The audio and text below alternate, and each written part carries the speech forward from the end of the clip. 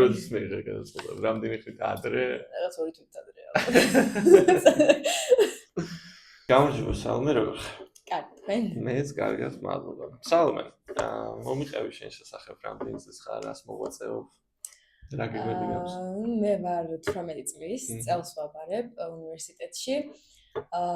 ყოველთვის ჩამოყალიბებელი ვიყავი, რა მინდოდა არასდროს არ ვიცოდი და ამიტომაც საბოლოოდ, როცა კარზე მომადგა ეს ჩაბარების პერიოდი, გადავწყვიტე, რომ ამერჩია მარკეტინგი, მენეჯმენტი და ტურიზმი, რაღაც ამ გამხრით წასულიყავი. ესეც იმიტომ, რომ დავაკავშირე ერთ-ერთ ჩემ ჰობისთან, მოგზაურობასთან. მოგზაურობა რომ მომწონს, მაგიტომაც ვიფიქრე, რომ ტურიზმზე რო წავსულიყავი, რაღაც უფრო საერთო ენას ვიპოვიდი ამ უნივერსიტეტში სწავლასთან, ჩემ ინტერესებთან, იმიტომ რომ არაფერი არ მაინტერესებდა რა, არაფერი არ მინდოდა და მე დავფიქრე, რაღაცა ხომ დავაკეთო, რაღაცა უნდა ავირჩიო და საბოლოოდ მივედი მაგ გადაწყვეტილებამდე. თავიდანვე მინდოდა რომ სეკვას გავყოლოდი.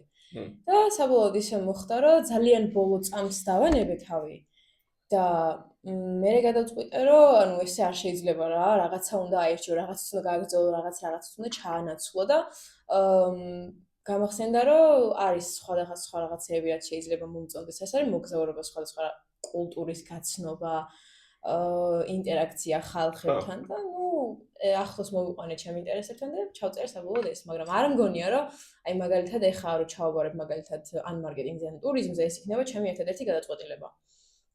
არის იმის მომენტი შეიძლება შეცვალებ რომ ნებისმიერ დროს, იმიტომ რომ ყოველთვის ვარ გახსნილი სიახლესთან, რაღაც ახალი თუ მოვა ჩემ გზაზე, აუცილებლად რაღაცა განვიხილავ ამ ვარიანტსაც. საერთოდ ეგრე მოხდი აქაც მე მგონი.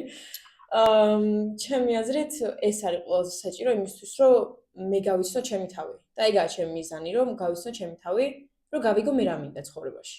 იმიტომ 18 წლის ბავშვმა არ უნდა იცოდეს რა უნდა ცხოვრებაში, იმიტომ რომ არც არაფერი არ იცის ჯერ ამ სამყაროზე და